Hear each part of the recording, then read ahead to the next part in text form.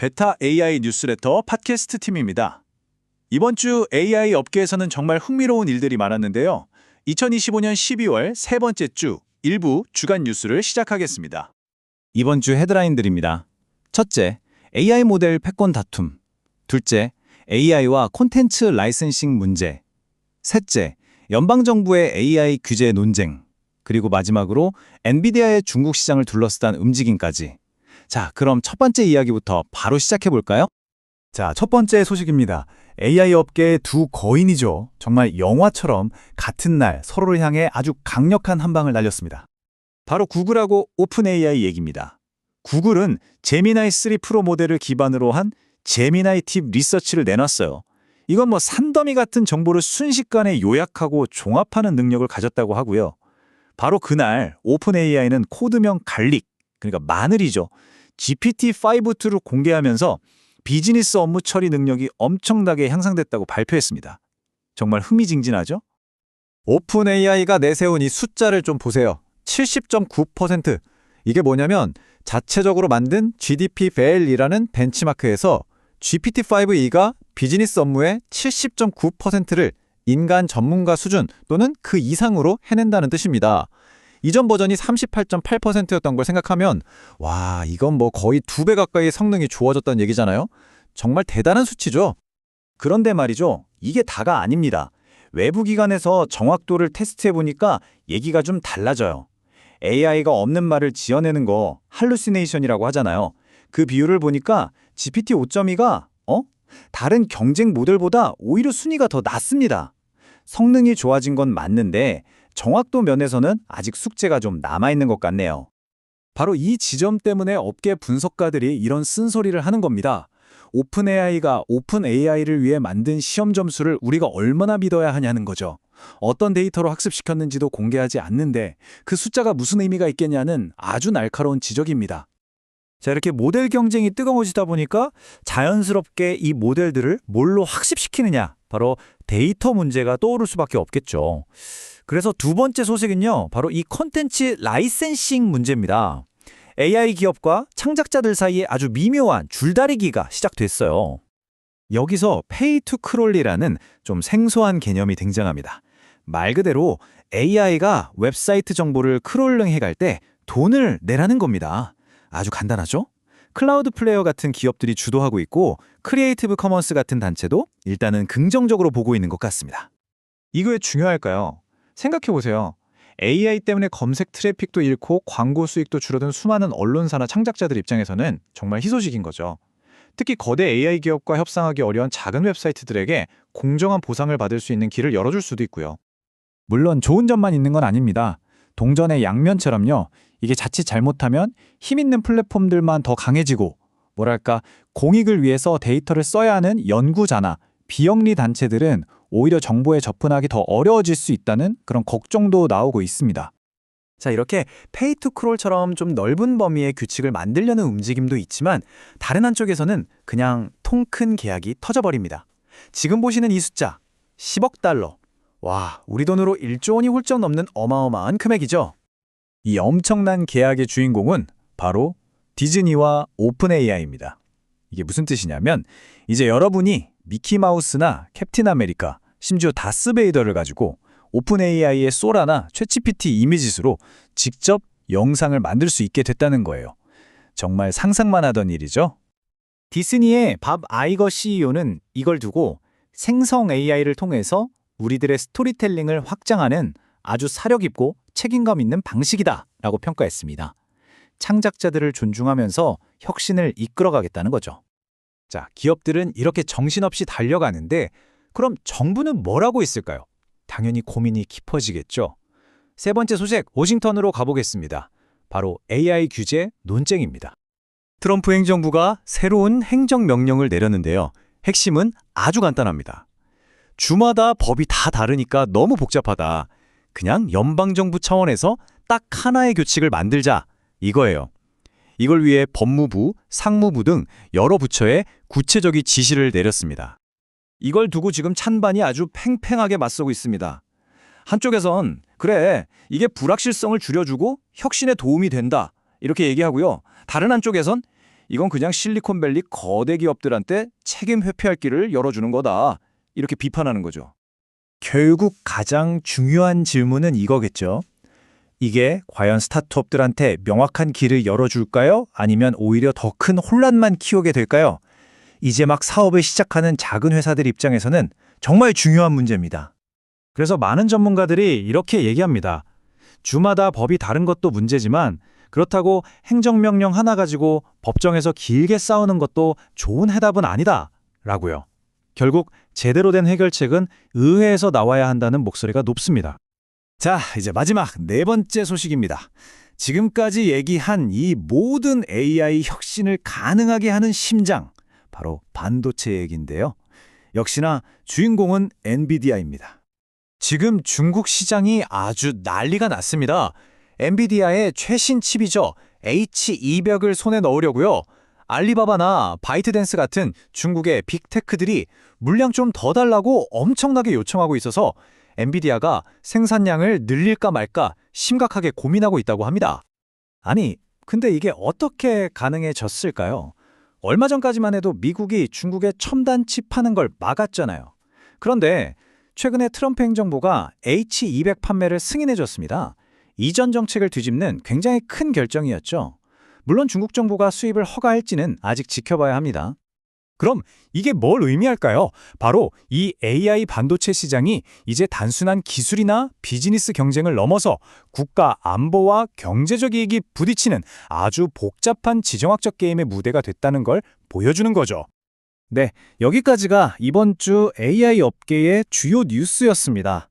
정말 거대 기업들의 경쟁부터 보이지 않는 규제 전쟁까지 한 주 동안 정말 많은 일이 있었네요. 그럼 2부로 돌아오겠습니다. 2부에서는요, 이번 주에 주목할 만한 주간 AI 오픈소스 코드와 최신 논문들을 소개해드릴 예정이니 잠시만 기다려주세요.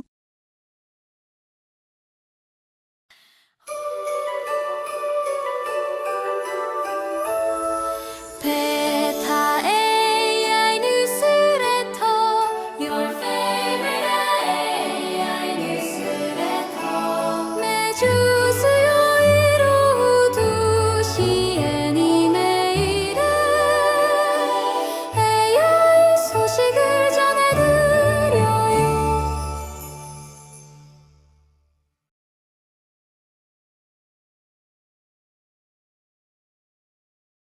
베타 AI 팟캐스트 2부로 돌아왔습니다.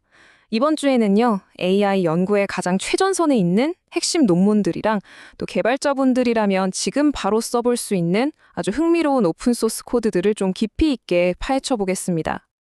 자, 먼저 AI의 미래를 살짝 엿볼 수 있는 아주 획기적인 연구 논문 3편부터 시작해 볼게요.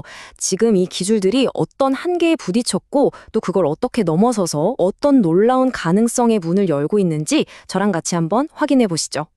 첫째 논문입니다. 다들 아시겠지만 요즘 엑셀 기기들이 정말 빠르게 보급되고 있잖아요. 그러면서 진짜 실감나는 3D, 그러니까 스테레오 비디오에 대한 수요가 엄청나게 커졌어요. 근데 문제는 이걸 만드는 게 여전히 너무 비싸고 또 만들고 나면 결과물에 막 왜곡이 생기기도 쉽다는 거죠. 바로 이 어려운 문제를 해결하려는 연구입니다. 네, 그 해결책이 바로 스테레오 월드입니다. 이건 기존에 있던 비디오 생성 모델을 아주 똑똑하게 활용해서 우리가 보통 보는 평범한 2D 비디오를 정말 실감나는 3D 비디오로 바꿔주는 프레임워크예요. 여기서 핵심은 기하학적 일관성이라는 건데요.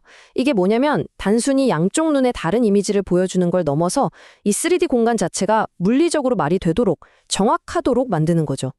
이걸 기하학적 정모를 바탕으로 모델을 훈련시키는 방식으로 구현한 겁니다. 이게 바로 앞으로 가상현실 콘텐츠를 한 단계 끌어올릴 수 있는 열쇠가 될 수도 있겠죠. 그럼 스테레오 월드가 기존 방법들보다 뭐가 그렇게 뛰어나냐? 바로 이 3가지 혁신 덕분입니다.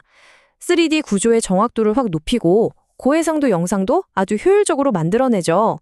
근데 여기서 진짜 놀라운 점은요. 연구팀이 무려 1100만 프레임이 넘는 엄청나게 방대한 고화질 스테레오 데이터셋을 직접 구축했다는 거예요. 이게 다 실제 사람 눈 간격에 맞춰서 제작됐다고 합니다. 말 그대로 이 데이터가 기술 도약의 발판이 된 셈이죠. 더 깊이 있는 기술적 내용이 궁금하시다면 이번 주 베타 AI 뉴스레터를 꼭 참고해주세요. 자, 둘째 논문으로 넘어가 볼게요. 영화 제작 같은 아주 전문적인 분야에서 비디오 속 얼굴을 바꾸는 기술 정말 중요하잖아요. 근데 이게 긴 영상에서 사실감도 지켜야 하고 또 시간이 지나도 얼굴이 계속 일관성이 있어야 하고 표정도 자연스러워야 하고 이 모든 걸 다 잡는 게 정말 어려운 과제였습니다. 그 해결책으로 등장한 게 바로 리빙 수업입니다. 이 모델은 그냥 얼굴만 뚝 떼서 바꾸는 게 아니고요. 원본 비디오 전체를 참조해서 아주 자연스럽게 만들어줍니다. 먼저 키프레임으로 이 얼굴로 바꿔줘 하고 정체성을 심어주고요. 그 다음엔 원본 비디오에 있던 조명이나 움직임, 심지어 아주 미세한 표정 변화까지 그대로 가져와서 합성된 얼굴이 영상에 완벽하게 녹아들도록 만드는 거죠. 이 리빙 수업의 프로세스는 이렇게 3단계로 요약할 수 있습니다. 키프레임으로 바꿀 얼굴을 딱 지정하고 원본 비디오를 참고해서 자연스러움을 더한 다음에 마지막으로 영상 전체에 걸쳐서 얼굴이 흔들리거나 어색해지지 않도록 일관성을 쫙 유지해주는 거죠. 이 연구를 위해서 페이스 투 페이스라는 새로운 데이터셋까지 직접 만들었다고 하네요. 더 자세한 과정은 이번 주 뉴스레터에 잘 정리되어 있습니다. 자, 이제 논문 섹션의 마지막 3번째 주제입니다. 요즘 AI 추론 모델들 정말 뛰어나잖아요. 그런데도 국제 수학 올림피아드 같은 정말 어려운 문제 앞에선 한계에 부딪히곤 합니다. 왜냐하면 증명 과정이 너무 길고 복잡해지기 때문이죠. 인턴 S1M은 이 문제를 아주 영리한 방법으로 해결합니다. 이걸 비유하자면요. 길고 복잡한 증명 하나를 처음부터 끝까지 통째로 쓰려고 하는 게 아니에요. 대신에 그 증명에 필요한 작은 미니 정리, 이걸 보조 정리, 영어로는 렘마라고 하는데요. 이런 것들을 여러 개 만들어서 차곡차곡 저장해 두는 겁니다. 그리고 나중에 이 검증된 보조 정리들을 레고 블록처럼 쌓아서 훨씬 더 큰 문제를 풀어내는 거죠.